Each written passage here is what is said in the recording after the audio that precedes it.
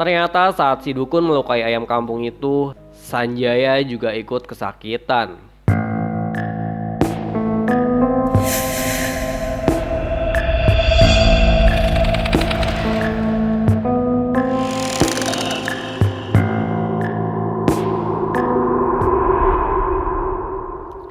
Ada sekelumit cerita dari warga Depok. Belum lama ini sempat digegerkan dengan menghilangnya seorang bocah berumur 6 tahun. Warga meyakini kalau anak itu diculik oleh Wewe Gombel. Setelah 2 hari menghilang, akhirnya anak itu berhasil ditemukan dalam kondisi yang aneh. Anak itu menjadi sangat pendiam dan sering gelisah. Bukan hanya itu saja, dia juga sering menunjuk-nunjuk ke sembarang arah sambil menangis minta dikembalikan ke tempat semula, yakni tempat saat dirinya hilang. Jelas tempat itu adalah alam gaib. Setelah anak itu ditemukan, ia mengalami kondisi yang aneh. Dia jadi pendiam dan tidak mau dipeluk oleh ibunya. Tatapannya juga kosong, namun untungnya lambat laun anak itu kembali normal. Yang jadi pertanyaan adalah apa itu Wewe Gombel dan kenapa mitos Wewe Gombel bisa sangat melekat di masyarakat. Wewe Gombel atau nenek gombel dalam tradisi Jawa berarti roh jahat atau hantu yang suka menculik anak-anak. Akan tetapi hantu itu tidak mencelakai anak-anak, ia hanya menyembunyikannya saja. Konon, anak yang diculik biasanya adalah anak-anak yang diterlantarkan atau diabaikan oleh orang tuanya. Wewe Gombel biasanya akan menakut-nakuti orang tua si anak yang bertujuan agar para orang tua tidak menyakiti anak mereka, baik secara fisik maupun psikis. Lalu, apabila para orang tua itu sudah sadar, maka Wewe Gombel akan mengembalikan anak-anak mereka. Menurut sumber lain, mitos Wewe Gombel digunakan untuk menakut-nakuti anak-anak agar mereka tidak berkeliaran di malam hari, sebab pada masa lalu, keadaan gelap gulita amat berbahaya karena seringkali ada hewan buas yang masuk ke perkampungan warga. Oleh karena itu, mitos Wewe Gombel diciptakan untuk menyelamatkan anak-anak dari ancaman hewan buas. Wewe Gombel biasanya digambarkan sebagai sosok wanita tua, keriput, dengan payudara yang terlihat panjang dan menggantung sesuai dengan namanya, Gombel. Gombel ini konon berasal dari wilayah Bukit Gombel di Semarang, Jawa Tengah. Banyak orang yang menyebut kalau daerah itu adalah wilayah kerajaan hantu.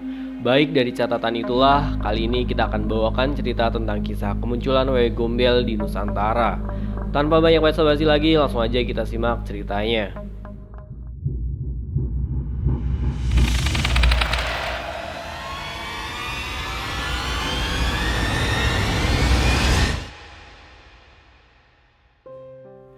Dulu saat kerajaan Majapahit sedang berada di puncak keemasannya, hiduplah seorang wanita yang amat cantik bernama Gendis.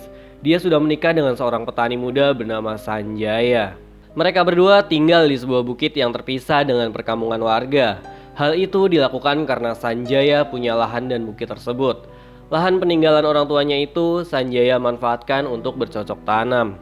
Sanjaya dikaruniai seorang anak laki-laki yang saat itu berumur 7 tahun. Dari sejak dini, Sanjaya mendidik anaknya untuk bercocok tanam. Sanjaya sering membawa anak laki-lakinya ke kebun, sementara Gendis sesekali membantu suaminya. Tapi wanita itu lebih banyak menghabiskan waktunya di rumah gubuk untuk memasak dan memberi makan unggas peliharaan keluarga mereka. Walaupun jauh dari pemukiman warga, namun Gendis merasa bahagia. Ya, memang begitulah cinta. Mau hidup di tengah hutan pun akan tetap bahagia kalau bersama orang yang dicintai. Setiap panen hasil bumi, maka keluarga kecil itu akan turun dari bukit untuk menukarkan sebagian dari hasil buminya, dan sebagian lagi dijual. Biasanya mereka menukarkan dengan gabah dan bahan baku lainnya. Dan setiap kali Gendis turun dari bukit, pasti suasana pasar riuh karena melihat kecantikan Gendis. Gendis memang sangat cantik. Dia punya kulit yang putih, hidung mancung dan juga rambut yang tergerai indah sepinggang. Namun, pujian yang berlebihan dari orang-orang malah membuat Gendis risih karena tidak sedikit dari mereka memandang Gendis dengan penuh tatapan nafsu. Padahal jelas-jelas Gendis selalu didampingi oleh suaminya. Akhirnya, Gendis menutupi kepala dengan setengah wajahnya menggunakan kain warna putih. Tetapi tetap saja, walaupun Gendis hanya menampakkan bagian matanya, ia terlihat tetap cantik. Kau tak usah ikut ke pasar, biar Kang Mas saja yang menukar hasil bumi ini, ucap Sanjaya sambil tersenyum pada istrinya yang cantik itu. Sanjaya tidak mau istrinya jadi bahan pembicaraan di pasar, apalagi banyak sekali laki-laki hidung belang di sana. Sanjaya dan anak laki-lakinya pun turun dari bukit dan segera menuju ke pasar. Setibanya di sana, banyak sekali pedagang yang menanyakan istrinya. "Sanjaya, kemana istrimu? Tumben tidak ikut," tanya mereka. Awalnya Sanjaya menjawab pertanyaan mereka dengan santai. Tapi tiba-tiba saja muncul pedagang ikan bertubuh gendut. Wajahnya kumal sekali, bajunya penuh dengan darah dan sisik ikan. Aroma tubuhnya sangat bau amis. Lelaki itulah yang seringkali memandangi istrinya Sanjaya dengan tatapan penuh nafsu. "Hei Sanjaya, kau masih lama kah di pasar? Biar aku dulu ya yang mengencani istrimu." Hahaha, ucap pedagang ikan itu sambil tertawa terbahak-bahak. Sanjaya pun kehabisan kesabaran. Dia meletakkan hasil buminya dan langsung menjotos wajah pedagang itu. Si pedagang ambruk. Sanjaya langsung naik ke atas tubuhnya yang gendut. Dan dengan bertubi-tubi, Sanja melesatkan tinjuannya ke wajah pedagang ikan itu. Sementara itu, anak laki-laki Sanjaya menangis saat melihat ayahnya berkelahi. Namun, ironisnya, para pengunjung pasar malah menyoraki Sanjaya yang sedang menghajar pedagang ikan itu. Persis seperti sedang ada pertunjukan sabung ayam. Pedagang ikan pun melawan. Dia menghantamkan dengkul kakinya tepat ke perut Sanjaya. Hal itu membuat Sanjaya teriak kesakitan. Dia pun terjungkal sambil memegangi perutnya yang terasa sakit. Pedagang ikan meraih sebuah golok yang tadi sempat terlepas dari genggamannya. Ia mengangkat golok itu dan hendak menghantamkannya ke leher Sanjaya. Namun tiba-tiba saja tubuh si pedagang ikan itu terjungkal dan ternyata yang menendangnya itu adalah prajurit kerajaan. Masing-masing dari mereka membawa senjata seperti tombak dan pedang. Setelah mendatangkan beberapa saksi, akhirnya yang dikurung adalah si pedagang ikan.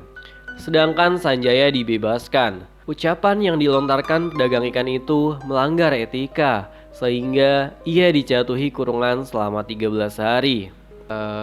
Dek, nanti jangan bilang ke ibumu ya kalau bapak habis berkelahi, ucap Sanjaya di perjalanan pulang. Ia menuntun lengan anaknya. Anak itu pun mengangguk. Beberapa hari kemudian diketahui bahwa pedagang ikan itu bernama Karta. Setelah ia bebas dari kurungan, Karta masih menyimpan dendam pada Sanjaya. Diam-diam dia mendatangi tukang santet. Itu adalah tukang santet yang paling sakti di desanya. Karta akan menyerang Sanjaya dengan ilmu santet. Malam itu, karena duduk di atas dipan bambu, tepatnya di rumah tukang santet, ia menyodorkan 2 kantong uang gobok. Itu adalah uang koin yang berlaku di zaman kerajaan Majapahit. Sistem transaksi kala itu bisa dengan uang, bisa juga dengan sistem barter. "Nyai, tolong santet Sanjaya, aku mau dia tewas," ucap Karta. "Sanjaya yang tinggal di Bukit Gombel itu kah?" tanya dukun tersebut. "Iya Nyi, aku sangat dendam padanya," ucap Karta. Perempuan yang umurnya kisaran 45 tahun itu mengangguk-angguk. "Apa kau mau dia mati malam ini juga?" tanya dukun tersebut. "Tidak Nyi, aku mau dia menderita terlebih dahulu," ucap Karta. Dukun santet itu kembali mengangguk-angguk. Dia langsung membakar kemenyan dan seketika saja asap kemenyan mengepul. Selang beberapa saat dukun itu berdiri. Ia berjalan perlahan menghampiri kandang ayam, lalu mengambil seekor ayam kampung berwarna hitam. Kemudian bagian bokong ayam itu ditusuk menggunakan pisau hingga meneteskan darah. Setelah itu si dukun memasukkan kembali ayam tersebut ke dalam kandang. Kini Sanjaya menderita dan akan mati secara perlahan, ucap si dukun santet itu.